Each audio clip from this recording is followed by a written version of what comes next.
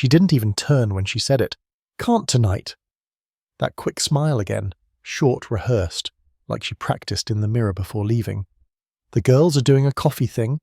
Gossip, you know." The ponytail was higher than usual, the perfume stronger. "Don't wait up." She said it like routine, but her hand trembled when she grabbed her keys, just enough to blur the eyeliner.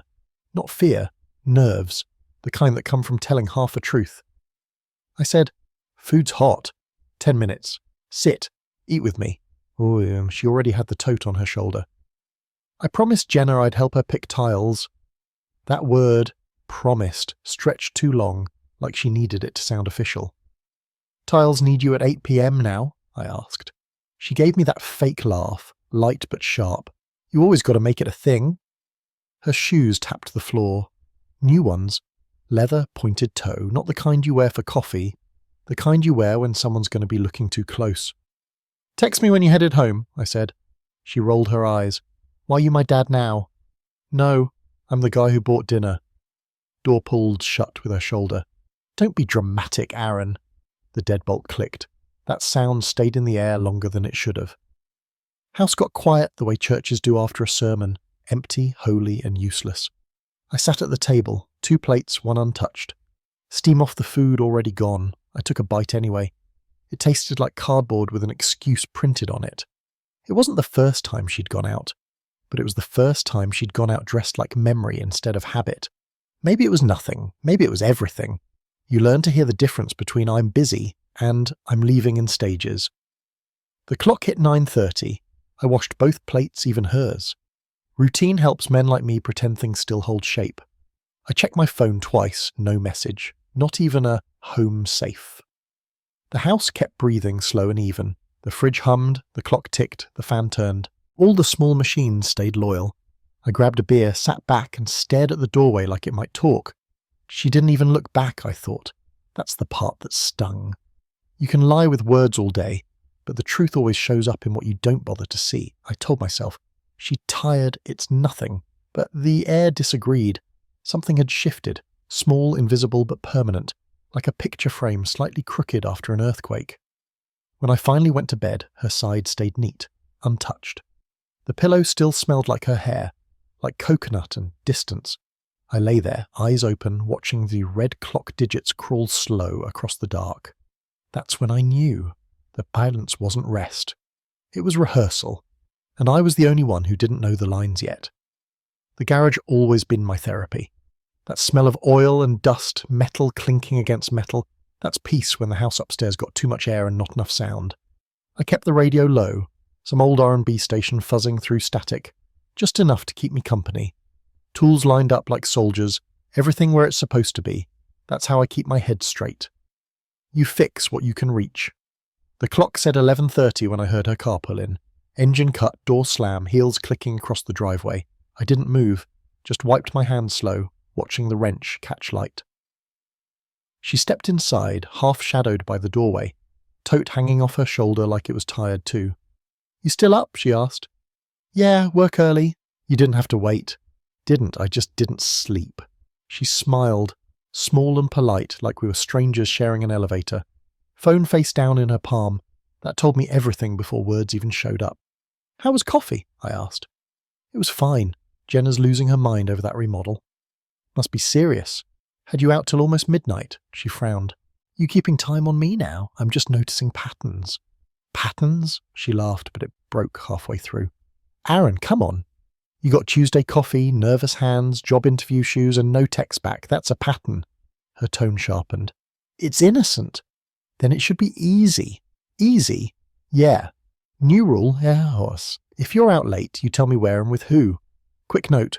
Courtesy." She blinked slow, jaw tightening. "I don't report to you." "You don't. You partner with me, or you don't. But I don't do ghost shifts in my own house." She crossed her arms, eyes cold. "I'm not 12.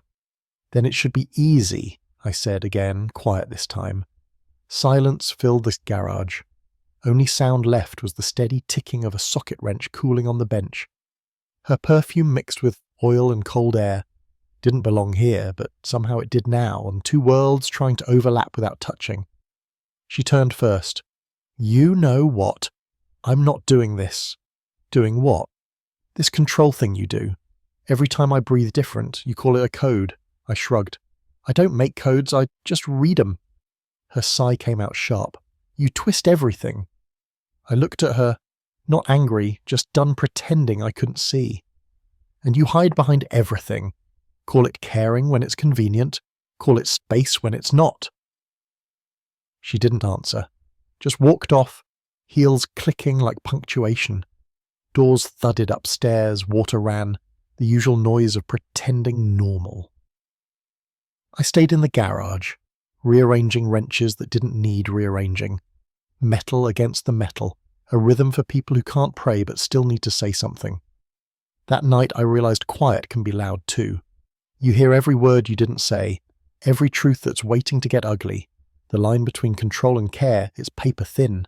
She thought I was policing her. I thought I was protecting us. Maybe both wrong, maybe both right. But the moment you need rules to keep love steady, it's already shaking. By the time I went inside, the lights were off. Her door closed. I stood in the hallway, looking at that space under the door, a strip of light too thin to live in, too bright to ignore. I turned off the garage light last, let the dark settle like dust.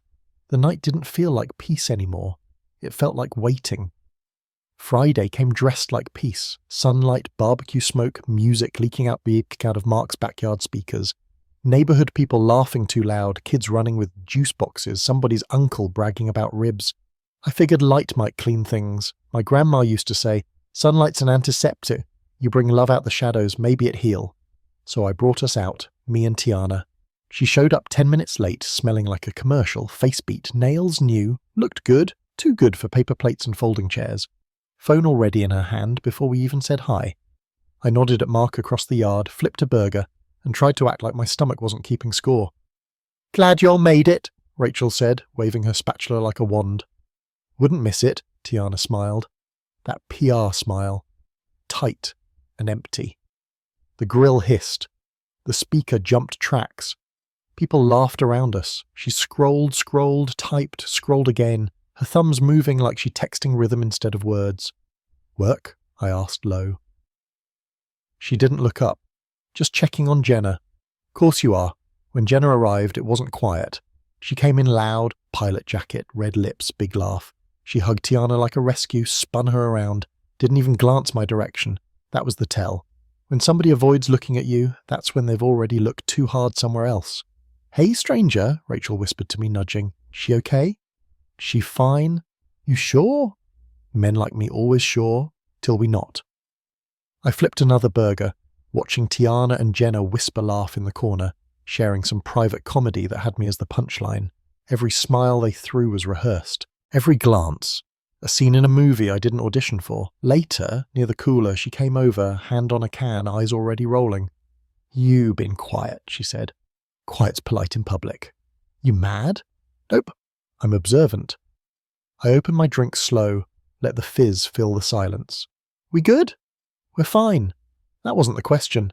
She sighed, half a smile, half a warning. Stop being intense. It's not intense, it's basic. Jenna looked over from the picnic table, pretending not to watch. I raised my voice just enough for her to catch it. If you want a later life, schedule it. Tell me, no drama. Tiana's smile froze. Picture perfect. Public rules now? Public clarity saves time. Her laugh was small, sharp. You don't own my hours. Nope, I own mine. I don't loan them out to question marks. That line hit. I saw it land in her chest. Saw it in Jenna's eyes when she turned away too slow. That look, not shame, not guilt. Recognition she'd been caught in someone else's cover story. The air got heavy. Rachel tried to talk about sports. Mark cracked a joke too loud. People started talking faster, pretending the silence between us wasn't real. Tiana lifted her chin, voice soft but sharp enough to cut through the noise. You always need a problem, don't you? I looked her straight. Nah, I just stopped pretending everything's fine when it ain't. She blinked slow, smiled for the audience, then leaned close, whispering, You embarrassing me, I whispered back. You did that all by yourself. She turned away, laughed too bright, like she needed to repaint the moment. Jenna touched her arm, said something about, Girl, let it go. They both giggled, the kind of giggle that don't reach the eyes. I stayed at the grill turning meat, smoke in my face. From where I stood, I could see every lie trying to look casual, every pose, every filter on her voice. That night, when we got home, the silence was louder than the music had been. She took off her shoes by the door, left them pointing toward the exit. I put the leftovers in the fridge, one hand still smelling like smoke. We didn't talk about it. Didn't need to. Outside, we'd smiled for the world. Inside, the smiles turned back into teeth. She came back sweet. Not right away, not with fireworks, just slow. A hand on my arm in the kitchen. A softer good morning, my favourite coffee brewed before I even came downstairs. Her voice went lower, warmer, like she remembered how softness used to sound. The fight from the cookout got buried under politeness. I didn't trust it, but I didn't push it away either. Sometimes peace don't got to be real to feel good for a minute. By Wednesday, she said, "Let's reset. Dinner, just us, no phones." Said it like a promise, not a bribe. I looked at her a second too long, trying to read if she meant it. She met my eyes straight this time, no flinch. "I'll plan it," she said. "You just show up." I said okay, because sometimes men say okay to see what happens next. Friday night, she looked like old times, and curls down, gold hoops, that scent I used to chase across the sheets. She wore a dress I hadn't seen since our anniversary. Candlelight made her skin look like memory. Like I'd been starving and forgot I already ate. The place she picked was small. Brick walls, jazz humming low, wine glasses sweating under dim bulbs. We talked about nothing at first. Food, her mum, the new neighbour's ugly dog. She laughed easy, leaned in when I spoke. I wanted to believe that was all it took. Halfway through, she reached across the table, brushed my hand. "You look tired lately," she said. "Work," I answered. "You know how it gets. You need to stop taking everything on yourself. I do that when I can trust what's on the other side." Her eyes flicked down, then back up with that practiced smile. "You always got to turn deep on me." "Somebody got to balance the surface," I said. The server dropped the check between us, and before I could reach, she slid her card in. Smooth, confident. "Don't faint," she teased. "Noted," I said. "Keep the receipts." We both laughed, but the sound came out different, like an echo that forgot what it was copying. That little joke felt light in the moment, but something in the way she smiled at it, the way she tucked her card back in her purse like sealing a secret, told me I'd remember those words later. Outside, the night air was soft, streetlights painting gold on the wet pavement. She slipped her arm through mine. "See, we're fine," she said. "We on better behaviour," I answered. "That's not the same thing. You always need a problem. I need respect." She didn't answer, just pressed closer, her head brushing my shoulder, like she was trying to remind herself where home used to be. We walked like that all the way to the car, not saying much. The quiet between us wasn't empty, it was heavy, full of things we hadn't fixed but agreed to ignore. Back home, she kissed me at the door, soft, careful, like testing Wittida before diving in. I kissed her back slow enough to almost believe in us again. For a second I did. For 1 second I thought maybe this was the turn, maybe she'd come back for real, but when she pulled away, I caught that same faint scent of someone else's world on her. Not cologne, not soap, just something not ours. I didn't mention it, didn't ask. I just watched her walk down the hall, hips swaying like peace had finally moved back in, and for the first time in weeks, I almost believed the lie. Sunday smelled like sugar and distraction. She was in the kitchen before I woke, humming some song off beat, trying too hard to sound casual. When I came downstairs, she had a tray cooling on the counter. Brownies, my favourite kind. Soft centre, crispy edges. The kind she hadn't made since back when we still counted anniversaries instead of silences. "Look who's domestic today," I said, leaning on the doorway. She smiled like peace offering wrapped in butter. "You always liked these." "I still do." "Then take one while it's warm." I bit in, still perfect. The taste hit like memory. Love, apology, and a dash of strategy. The kind of sweet that makes you forget to ask why. "You're quiet," she said. "Quiet's efficient," I replied. "You hear better." She tilted her head, searching for sarcasm, found just enough to back off. We didn't talk about Friday night, didn't talk about the fight before that, just small talk, floating on top of something deep and cold. She laughed too easily. I matched her tone. It was performance season in our house again. both of us auditioning for peace neither of us believed in. She made dinner that night too, lit candles, wiped her phone screen before she sat down. I noticed every detail, filed it away. My mind runs on lists, things I see, things I don't say. Lists are anchor lines when storms are still pretending to be fog. She thought she was buying calm. I was just renting observation. After we ate, she curled next to me on the couch, head on my shoulder, TV humming something neither of us watched. For a moment it almost felt like normal. Almost. But peace that shows up uninvited usually got a fake ID. "I miss this," she whispered. "Whoa, which part?" "This. Us." "Yeah," I said softly. "It's been quiet." "Quiet's good." "Sometimes?" Her hand slid down my arm, light as an apology. I didn't move away, but I didn't move closer either. She fell asleep there, or pretended to. Hard to tell the difference anymore. When she went upstairs, I stayed. Cleaned the coffee table, collected cups, wiped the crumbs she'd left from those brownies. Routine keeps a man steady when he can't fix what's really broke. Later, she called down from the stairs, "Don't stay up too late." Her tone was soft, playful, like if she was trying to sell the illusion one more time before bed. I smiled at the wall. "I won't." She disappeared down the hallway. The house went quiet again, the kind of quiet that doesn't rest, it waits. I sat there, phone in my hand, scrolling through nothing, pretending to be bored. That's when her phone buzzed on the coffee table. She'd left it unlocked. The screen lit the room like a flashlight in a cave. One line showed before it dimmed again. "Hey, same spot as last time. 7:30. I want to see you." My breath didn't even change.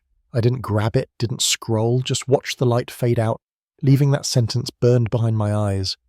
I leaned back, let the air settle. No yelling, no scene, just the weight of proof sitting between two empty cups and a half-eaten brownie. The storm wasn't coming. It was already here. It just hadn't raised its voice yet.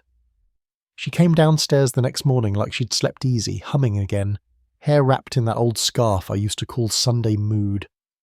I watched her pour coffee, watched her scroll through her phone like it hadn't already confessed. Her movements were calm, rehearsed. The performance didn't even shake anymore. She'd become good at lying without looking like she knew it. "You good?" she asked, smiling, not looking up. "I'm good," I said, voice level, heartbeat normal. The trick ain't hiding anger. It's folding it into routine till it looks like peace. She stirred her cup. "You working late today?"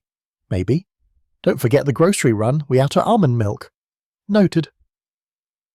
I waited a beat, then asked, "Who was texting you last night?" Her spoon froze just for a second. "What?" "You left your phone on the Soul." "Oh." She laughed, shaky but trying to fake casual. "That's just Marcus, co-worker, going through a divorce. He wanted to vent." "Men don't vent to married women at 7:30 at night." She smiled too wide. "It's not like that." "Like what?" She took a sip that looked like a shield. "You sound jealous." "I sound awake." The silence that followed was colder than the morning air coming through the cracked window. She set her cup down, hard enough to make it ring. "I'm not doing this with you," she said, heading for the hallway. "I didn't ask for a fight," I said. "I asked for truth."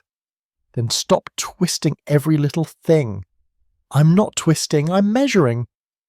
Her footsteps faded down the hall. The fog that had been floating between us finally turned solid, something I could touch, name, and start cutting through. By noon I was at the bank. The manager knew me by name as small-town habits that start feeling real important when trust starts shrinking. "I need to move some funds," I said. He didn't ask why, just nodded, tapped a few keys, slid papers across the desk. My signature looked steady, maybe too steady. "You sure?" he asked, that banker voice half polite, half personal. "I'm sure." Next stop was the county office, legal desk, sterile lights. Clerk with grey hair and glasses that made him look like every man who's seen too many endings. He stamped forms, shuffled papers, asked for signatures. When it was done, he looked at me the way men look at each other when one of them cuts a rope. "All right then," he said quietly. No applause, no explosion. Just that sound of a rope snapping somewhere invisible. Clean, quiet, final. On the way out, I stopped by my truck, leaned on the hood, stared at the street. The world looked the same, but I wasn't part of it in the same way anymore. Decision done right doesn't feel powerful. It feels still.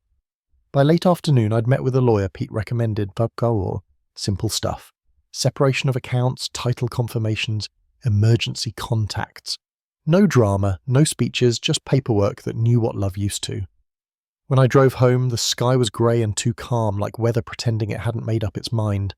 The house smelled like rosemary and candles when I walked in. She was in the kitchen, hair down, sweater soft, smile ready. "You're home early," she said, too bright. "Yeah. I made dinner, your favourite. Table set like a magazine photo. Wine, plates, candles flickering against the window. Illusion Part 2. She'd studied what peace looks like and recreated it with good lighting. She touched my wrist. "I know we've been off lately. I want to make things right." "Right how?" Her smile shook. "By trying." "Trying's good," I said. "Just late." We ate in quiet. Every fork scrape sounded like a countdown. She kept searching my face for softness. I kept giving her none, because you can't rebuild a house after you already packed your bags. Not from the inside, not with candles. After dinner she leaned in. "Can we stop fighting?" I looked at her. Calm, not cruel. "We already stopped." Her eyes flickered. Confusion and realization dancing in the same second. I picked up my plate, washed it, dried it, put it back where it belonged. Order matters when you're closing chapters. The fog had finally taken shape, and I was already on the other side of it. Morning came like it always does, and quiet, grey, pretending to mean nothing. She was still asleep when I left. That perfect dinner had turned into perfect silence.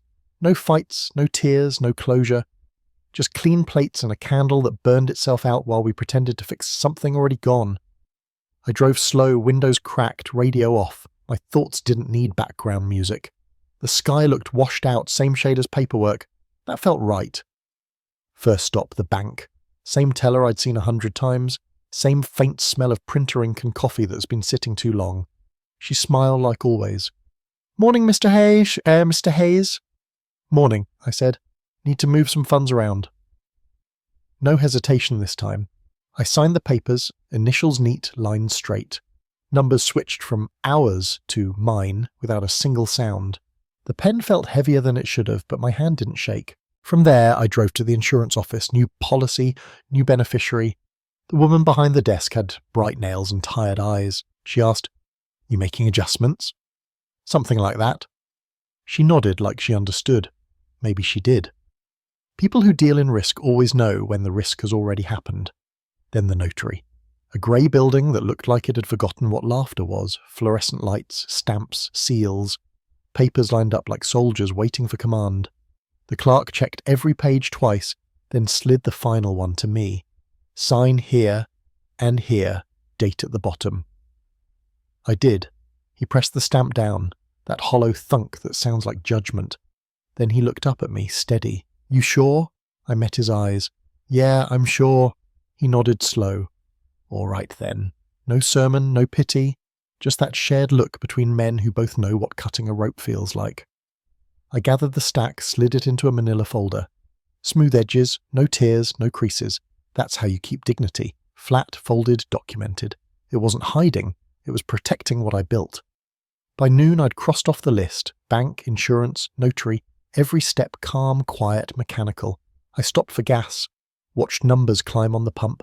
Thought about how every meter in life keeps ticking even when your home stops feeling like one. I didn't feel anger.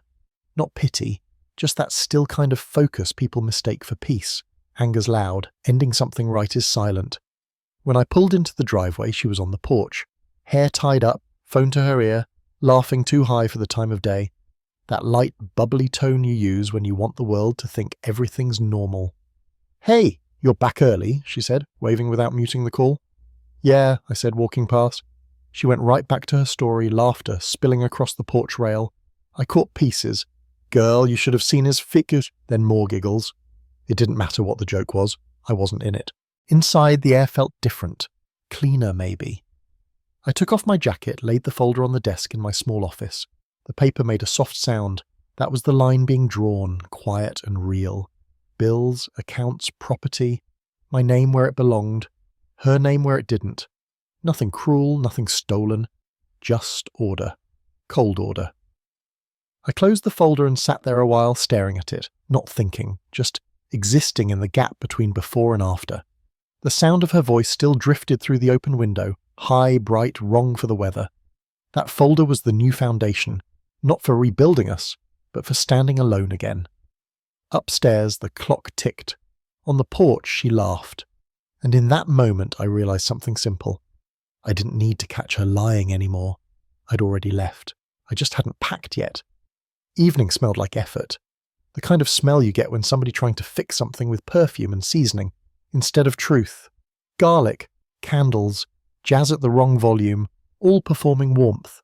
She moved around the kitchen in a soft grey sweater, sleeves rolled up like she'd been doing this every night instead of once in a blue moon. "Hey you," she said, voice too bright. "I made your favourite." "I see that. You like surprise dinners, don't you?" "Depends on the motive." She froze for half a breath, then smiled again. "You always joke like that." "Not joking." She laughed it off, turned back to the stove, stirring something that didn't need stirring. The flicker of the candles jumped across her face, catching the edge of tension under that gloss of calm. She was playing house, and I was the audience who already read the script. We sat down, table set perfect, plates matching. Her phone flipped upside down beside her, as if that made it innocent. She poured wine for both of us, a little too much for herself. "To us," she said. "To honesty," I replied. She blinked, glass halfway up. "We doing that tonight?" Should have done it a long time ago. Dinner smelled good, tasted like apology reheated twice. I chewed slow, letting her talk about her day, her clients, her friend from the gym. Words like wallpaper, pretty, useless, hiding cracks. When she paused, I set my fork down. "You know," I said quietly, "resetting ain't about candles or dinners." She tilted her head. "What's it about then?" "Resetting is honesty, not choreography." The line landed like a dropped plate. She tried to smile again, failed halfway through. "Why do you always have to make things heavy?" "I don't. Truth's just got weight. I don't control that." She sighed, staring into her wine. "You really can't let anything go, huh?" "I let go of plenty, just not self-respect." That cracked her calm. She looked up, eyes sharp now, tired of pretending. "What do you want from me, Aaron?" Straight answer. "About what?" "Is there a man texting you at 7:30? Her lips parted like she'd expected every question but that one. For a second, something flashed, not guilt, not fear, but irritation. The kind people get when they forget the line they're supposed to say next. She leaned back. "You're obsessed." "No, I'm specific." "You check my phone again?" "Didn't have to, you left it open." "You're invading my privacy." "I'm living in it." She exhaled hard like she'd been holding her breath for weeks. "This is exhausting." "Then maybe stop acting." The air between us dropped in temperature. Not yelling, no chaos. Just quiet, sharp enough to bleed through skin. She stared at me, eyes wet, but not from sadness. More like frustration that her control didn't work anymore. "You're cold," she finally whispered. "I match temperature."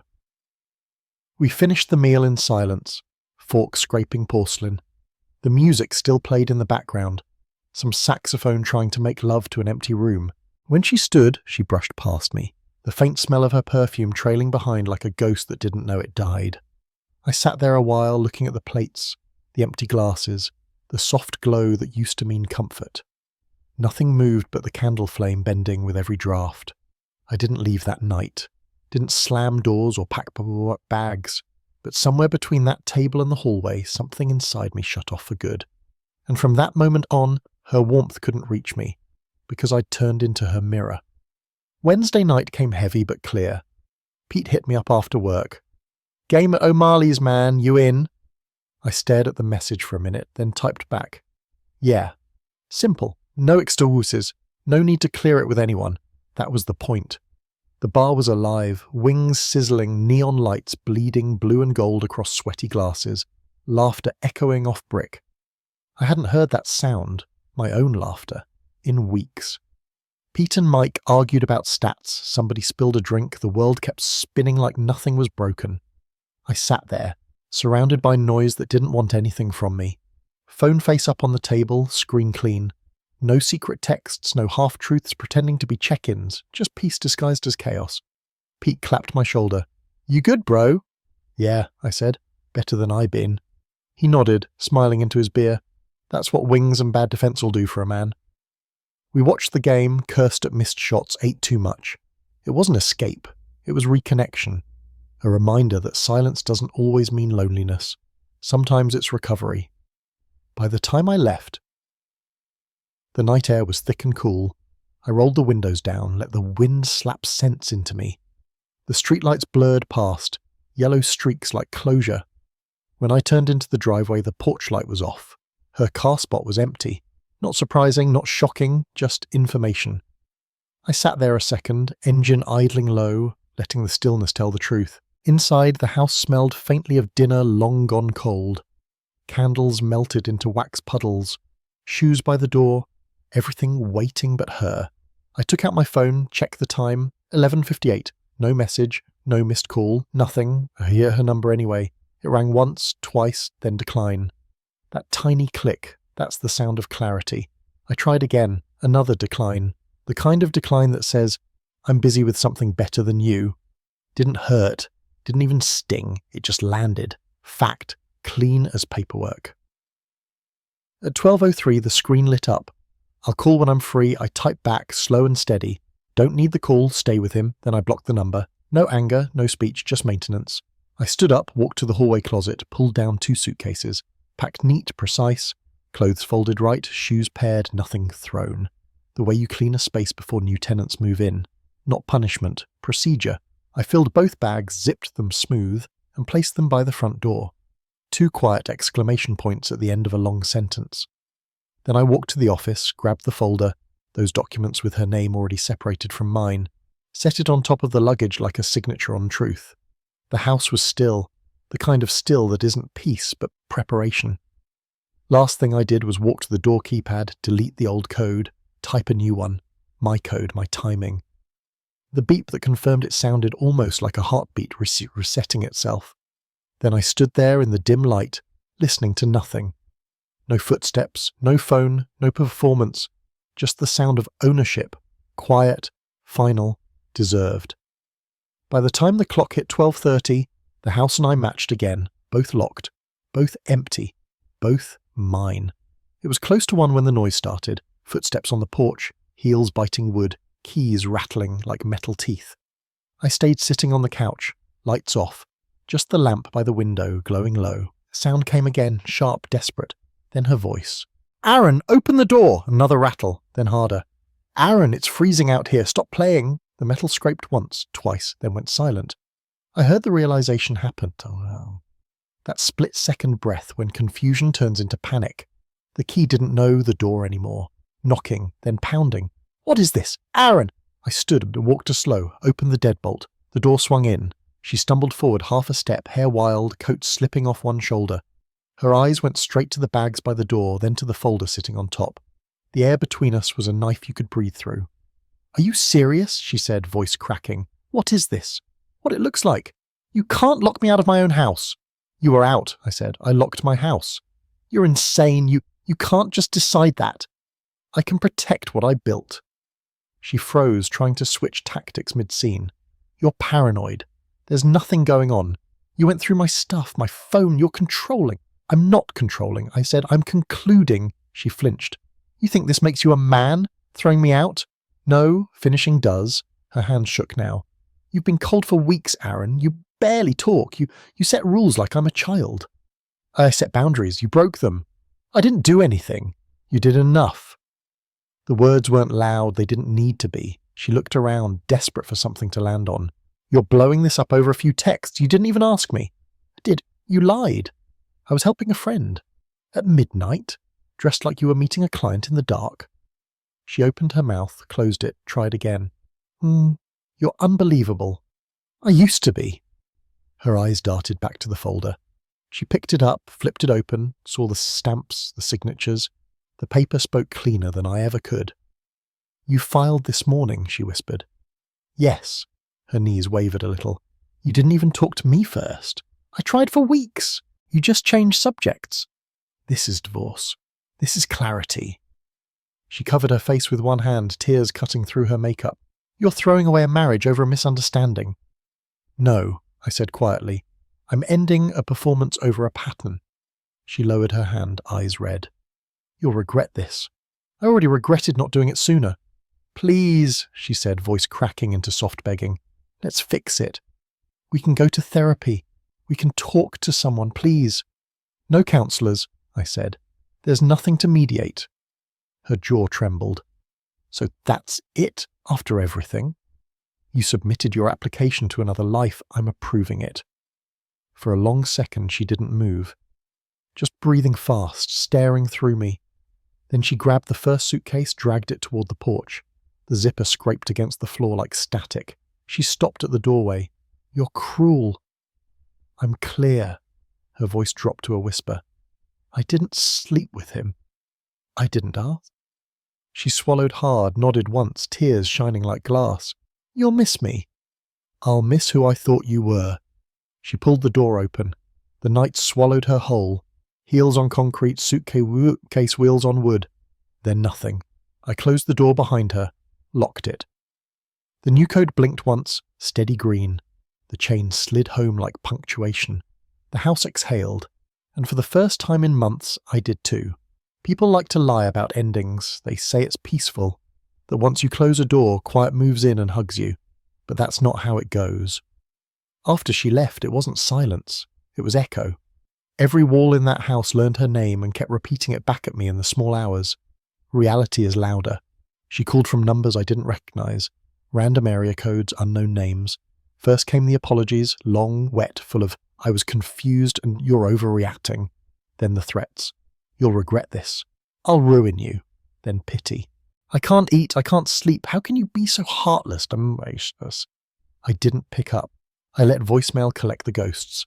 Her voice filled it daily. One version crying, the next raging, the next performing heartbreak for an invisible jury. Jenna texted too. Paragraphs about how I broke a good woman, how I should have tried harder, how everyone's talking. She dropped by one evening, marched right up to my fence, didn't even knock. You can't just put her out like that, she started. Hands on hips, phone ready to record if I said the wrong thing. Do you know how this looks? People talk. I leaned on the top plank, calm as the sky. People would talk if I kept it going. She's heartbroken, Aaron. She's resourceful. She'll land. You're cold. I smiled. Small, steady. You all keep confusing calm with cold. That shut her up for half a second. Then she huffed, turned and left. After that, the call slowed down. The texts lost steam. The echo started to fade, leaving something heavier behind, a space. Real space. The kind that used to scare me now just felt clean. I focused on order. Legal papers came back stamped and sorted. Divorce finalized faster than I expected.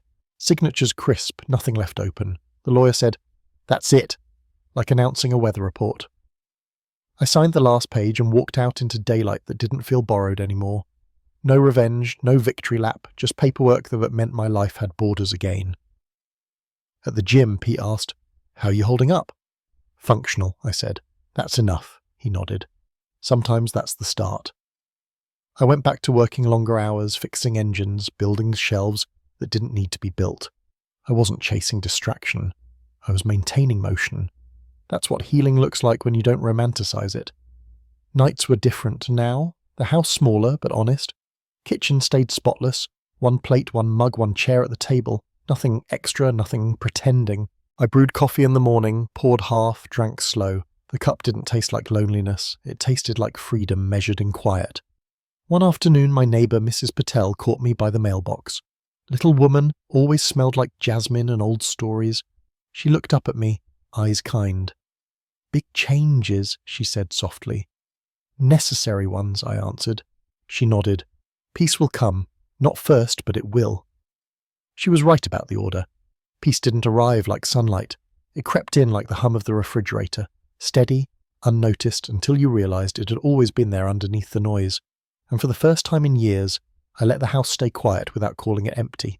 Months passed quieter than they look on paper.